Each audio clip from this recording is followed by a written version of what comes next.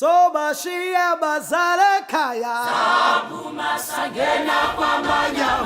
to South Africa, where one can explore the organic and natural beauty of nature, observe wildlife, experience diversity, and much, much more. Our first guest with us today is an HTM professor, Dr. Leto, who traveled to Cape Town, Johannesburg, and Limpopo, three very well-known and popular areas.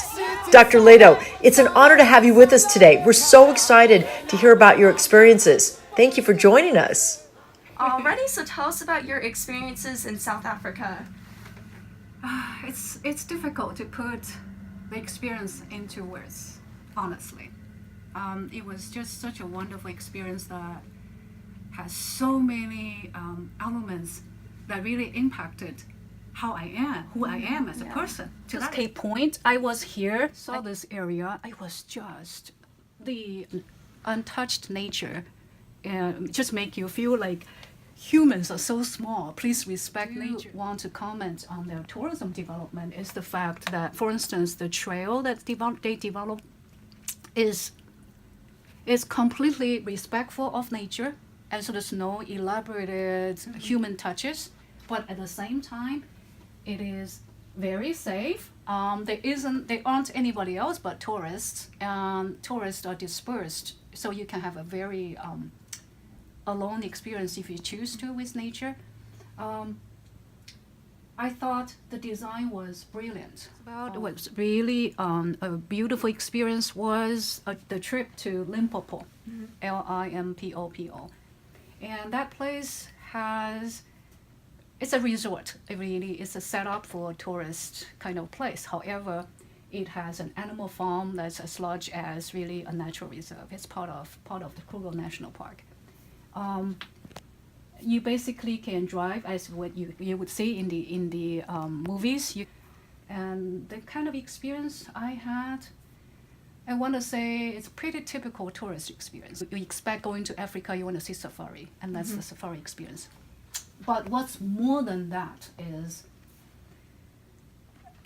the fact that same evening we had a chance to watch the locals dancing. There is a children's dance troupe, and our host is the tourism authority in Limpopo, and they staged a really nice banquet.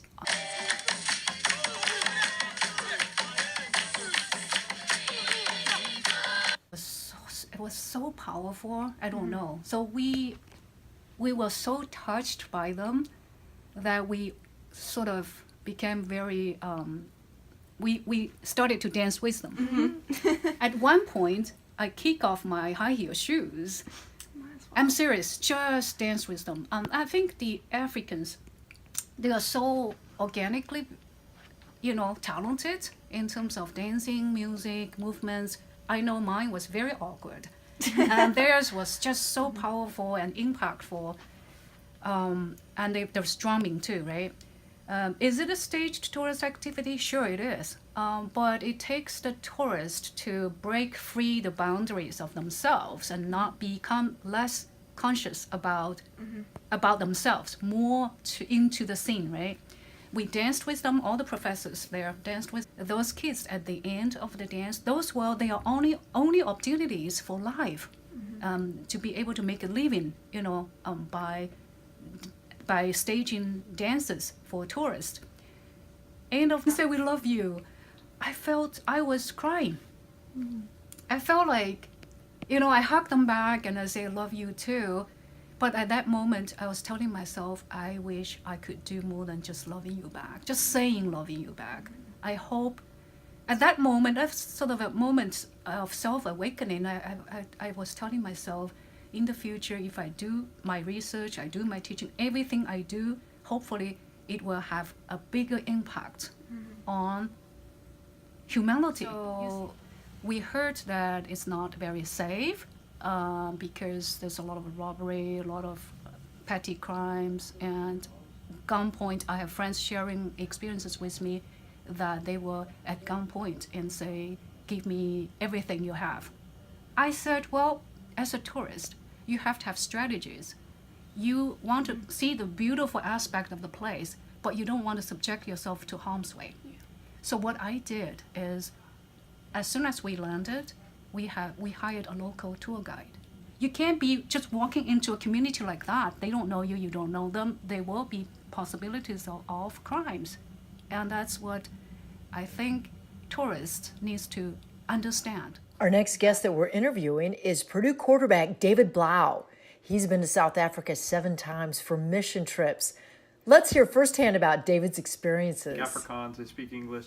The main language is Swana, and they say Dumela, Ahe, Lakai, Retain, and that's hello, how are you, good to see you.